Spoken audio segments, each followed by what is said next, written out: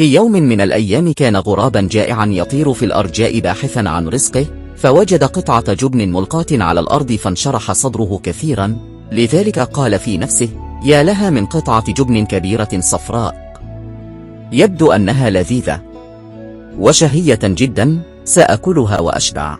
حمل الغراب قطعة الجبن في منقاره وطار بها بعيدا عن بقية الطيور والغربان، حتى وصل إلى مكان مرتفع وحط على غصن شجرة مليئة بالأغصان في إحدى الحدائق الجميلة. في أثناء وقوف الغراب على غصن الشجرة كان هناك ثعلب يحوم في الأرجاء وهو يشعر بالجوع ويبحث عن شيء حتى يسد به جوعه.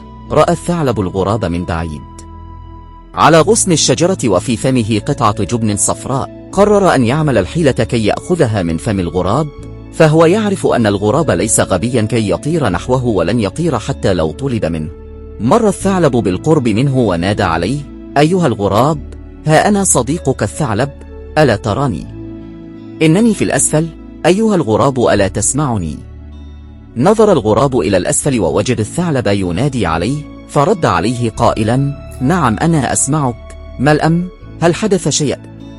رد الثعلب عليه: لا، ولكنني في أثناء طريقي سمعت الحيوان تتحدث عنه. سأله الغراب متعجبا: ماذا سمعتهم يقولون؟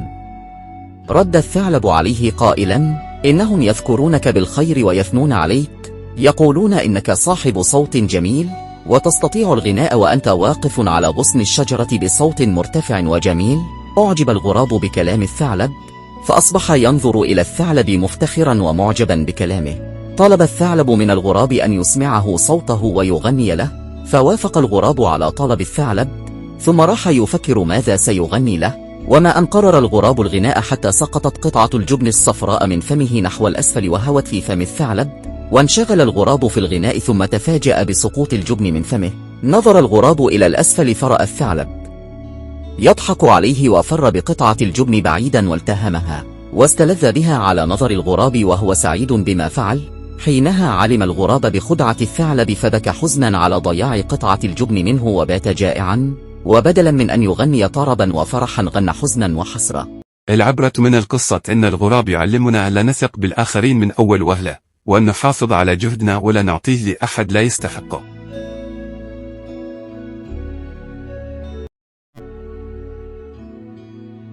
مريضان كبير العمر، أحدهما لا يسمح له إلا وبالاستلقاء على ظهره دون أي حركة، أما الثاني فيسمح له أن يجلس لمدة ساعة في فترة العصر. وفي خلال إقامة المريضان معا نشأت بينهما صداقة بسبب أنه لا يوجد غيرهما بالغرفة، فكانا يتحدثان كثيرا، ولكن بسبب عدم قدرة المريض على تحريك أي جزء منه لم يستطع رؤية رفيق غرفته.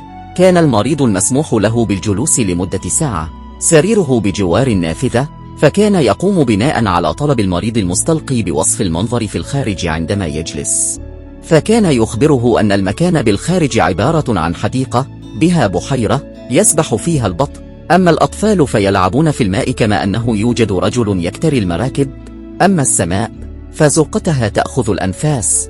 استمر الحال بهذا الشكل إلى أن مات الرجل بجوار النافذة، ثم جاء مريض آخر مكان الرجل المتوفى، وهذا الرجل يطل مرة إلى الخارج بحكم النافذة القريبة منه، وفجأة المريض الذي لا يحق له تحرك أصابه الملل، واشتاق إلى كلمات الرجل الذي مات، وخاصة عندما يصف له الخارج، فسأل هذا الرجل: صف لي ما الذي يظهر لك في الخارج من خلال النافذة؟ فقال له: لا شيئا، سور مهجور قديم، أرض قاحلة. فتعجب من هذا الوصف وهو في محاولة منه لرؤية المنظر بالخارج، بعد أن افتقد إحساسه الجميل بوصف رفيقه للمنظر بالخارج فلم يجد إلا جدار، فسأل الممرضة: هل هذه النافذة هي التي كان ينظر إليها رفيقي المتوفي؟